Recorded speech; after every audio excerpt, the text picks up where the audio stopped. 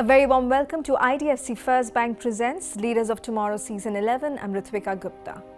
Now, 2023 was the year of artificial intelligence and ChatGPT. But what does 2024 hold as far as technology is concerned? Today, I'm chatting with Manish Gupta, Vice President Infrastructure Solutions Group, Dell Technologies India, on the emerging trends in the tech industry and the scoop on India's tech future. Listen in.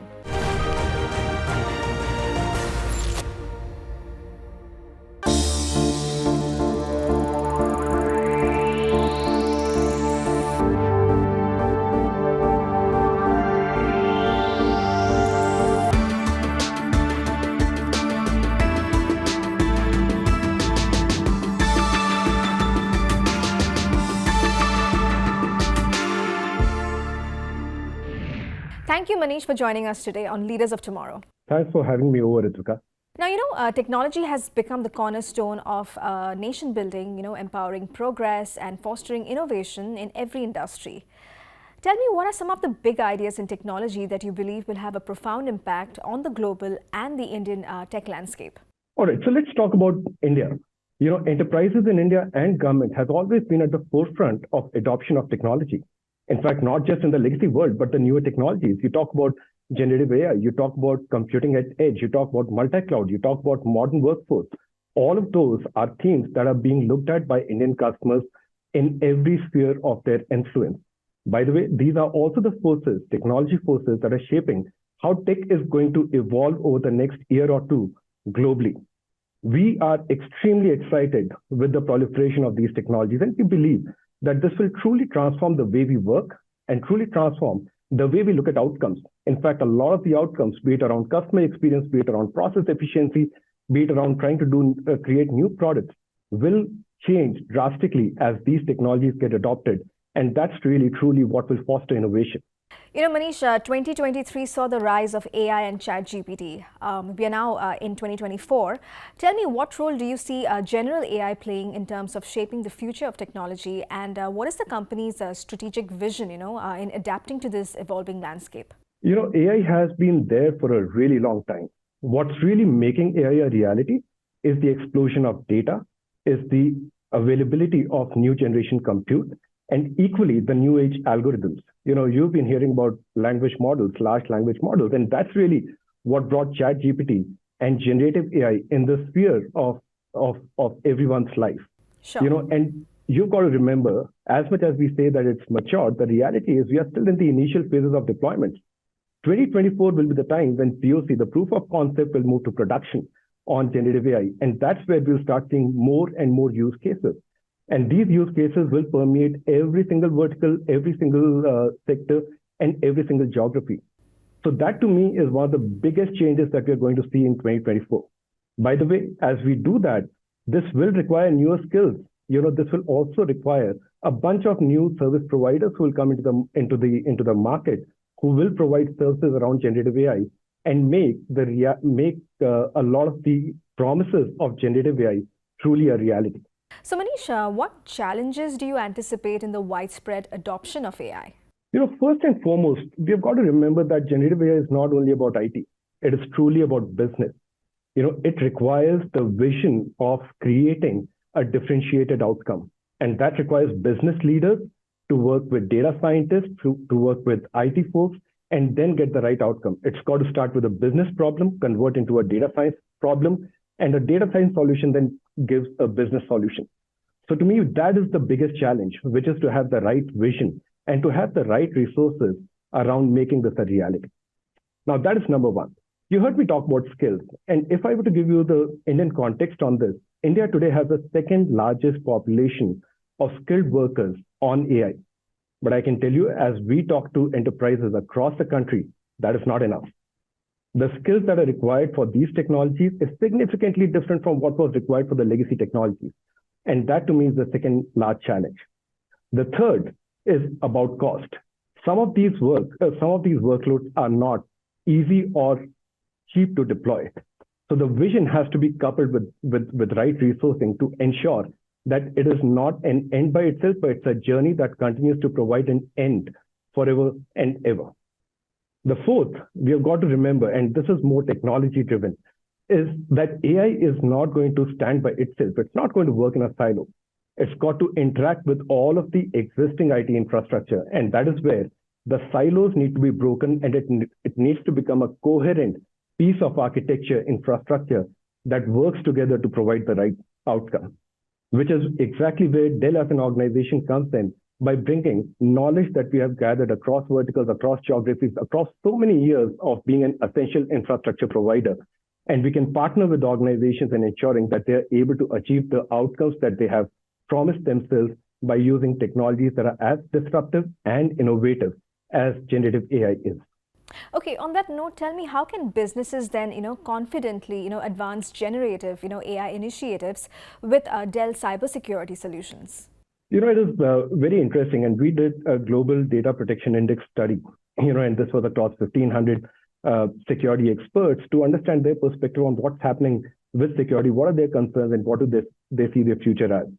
The reality is technologies like generative AI, technologies like remote working from home or multi-cloud are really increasing the surface area on which attacks can happen.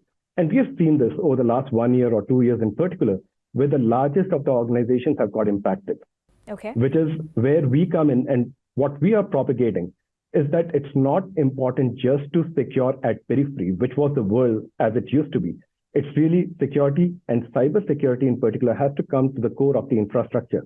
And we are bringing AI in as a part of our products by using AI to secure our products right at the core. The second piece is around zero trust framework and the adoption of zero trust framework. Zero trust really means that any interactions between humans to machines, machines to machines, have to be validated and authenticated, thereby ensuring that there are no cyber attacks that happen. The third way that we are doing this is through Cyber Vault, by providing our customers with an immutable golden copy. So in the event that there's an attack that happens, the organization is able to recover to the golden state without having to skip a heartbeat. So those are three approaches that we are talking about. But honestly, if you ask me, I think it's really about mindset. And the mindset has to be proactive rather than being reactive. You've got to focus on what can go wrong and ensure that it's being covered at all the steps. But in the event something goes wrong, there's got to be a way to recover without being a heartbeat. Manish, technology is known to be a disruptor, but it also brings with it a lot of challenges, especially when it comes to security. Tell me, what is Dell Technologies doing to tackle security challenges? First and foremost is, we work with customers, thousands of customers across various verticals. As we do that, we have built a deep level of skill and consulting service through which we can enable our customers and help them understand what are the security risks that they face. So first thing that we bring on table is our ability to work with customers and consulting them on the path that they need to take. The second, like I spoke about, the technologies that we are building in and also providing a path to ensure that customers are cyber resilient. And third is we bring services, trusted services that come from our stable to help our customers navigate the path and ensure that they are deploying the best practices at all times to secure themselves in this ever-changing world. By the way, you've got to remember, security is not something that one can do today and forget for tomorrow. It's an ongoing path, and you've got to secure yourself against all the new kind of challenges that might come over a period of time. So on that note, could you tell us what are some of the key findings of the latest Dell 2024 GDPI research report? Tell me, how are Indian organizations adopting data protection measures, to safeguard their existing data needs? Before I talk about GDPI and the findings, I think Indian customers have been extremely aware of the challenges that security brings to their doorstep. Some of the data that we were able to gather as per GDPI was really about, for example, 64% of the organizations in the country said that they believe that they've got security data protection to a level that their existing data sets are taken care of. But that's the existing data set. There are 51%, more than half of the organizations that believe that newer technologies like generative AI will create newer challenges that they'll have to work towards to ensure that they are able to come out unscathed. There are a good 27% who believe that multi-cloud and working remote is another threat that needs to be taken care of. We've also got to remember, particularly on the data protection part, as a country, India has also come out with a digital personal Data Protection Act, which makes it paramount for organizations to go over and beyond just looking at their individual data to ensuring that there is personal data that is being taken care of. So all of these things together, organizations very well understand, respect, and are doing everything possible to be a cyber resilient organization in India. It's time for a quick break here. On the other side, we discuss advice for entrepreneurs who want to make a mark in India's tech industry.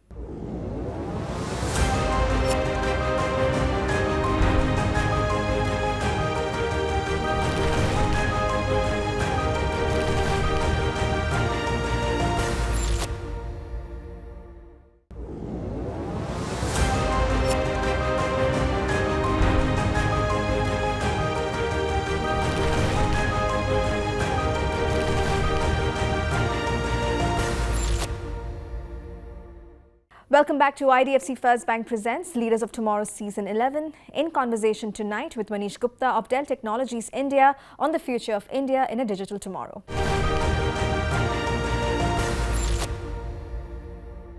So given digitalization's impact on businesses, especially for smaller companies, Manish, tell us what growth opportunities does Dell see in India, in the small and medium-sized business market? We as an organization have always had products and services that cater to customers of all sizes, not just the large, but even the smaller organizations, the small businesses and the medium businesses. We've got products, and we also, more importantly, work with an extended partner ecosystem, which would include independent software vendors, which would include channel partners, because those partners can act as IT consultants to the smaller and medium organizations to provide their IT roadmap. Also, it's not just about a product, it's also about the end-to-end solution that can resolve the issues or find a solution to the problems that small and medium businesses encounter. So that's exactly what we do. That's exactly what we bring to the table by working with ISVs and channel partners. The second thing that you've got to remember, smaller organizations that are small today will become large enterprises of tomorrow. And the way that they can be a disruptor and be able to compete in such a big competitive market is by adopting technology and disrupting industries by adopting technology, which is where we bring the entire plethora of offerings to ensure that our customers in the small and medium business also have the ability to adopt the same technology and grow their business. So looking ahead, what are your long-term predictions for the tech industry at large? How is Dell positioning itself to become a leader, in the transformative era of technology? Well, where we are, I can tell you there's so much that's happening. It's very difficult to even fathom what will be there 3 or 5 years down the line. Think about quantum computing. We will see advent of quantum computing in the next couple of years, and that will change the game inherently. But if I were to talk more near term, let me first start by talking about moving from proof of concept to moving to production that will give significant productivity gains with the adoption of generative AI. The second would be edge, on edge, how the data gets collated and analyzed. Given the fact that the data on edge is exploding, will be the second big and large opportunity on data management on edge. The third, given the cost concerns and the data gravity, organizations will increasingly deploy and adopt hybrid cloud and multi-cloud to ensure that they're getting the right outcomes of the dollars that they are putting in, right? In addition to all of this, we will continue to see cybersecurity being at the heart of everything that each of the organizations do, because without that, they will end up putting the most critical resource of the organization, that is data, at risk. So these kind of sum up what are the long-term trends that we are foreseeing within the industry. As an organization, we bring solutions and we bring consultancy and services across each one of them. There would be, for example, open AI tools that will get deployed. There will be silicon diversity that will come in for the democratization and adoption of Gen AI. And we've got solutions for each one of those by bringing in our partnerships with organizations like Meta on Llama 2 or Hugging Face, which will help our customers and enterprises in India and globally adopt and take GenAI from POC to production, getting the right productivity gains and the outcomes that they are getting for. So, Manish, sustainability is also increasingly becoming a focus for businesses across sectors. Tell me, how do you see the role of technology companies like yours, in driving positive environmental and social impacts? I think sustainability is at the heart of everything that we are doing. In fact, if you were to look at our 2030 moonshot goals, sustainability makes a big part of that. Let me give you some examples. There are a couple of things that we do. One is we do a lot towards sustainability by using recyclable and reusable materials for packaging and for not just for packaging, but even for creating new products. So that's one example of what we are doing there. But equally, we work very, very closely with our customers to ensure that they are able to run their data centers and their compute infrastructure in the most efficient manner. One of the terms that is used in the industry is PUE. And we work with our customers to ensure that we are able to reduce PUE and thus reduce the carbon footprint.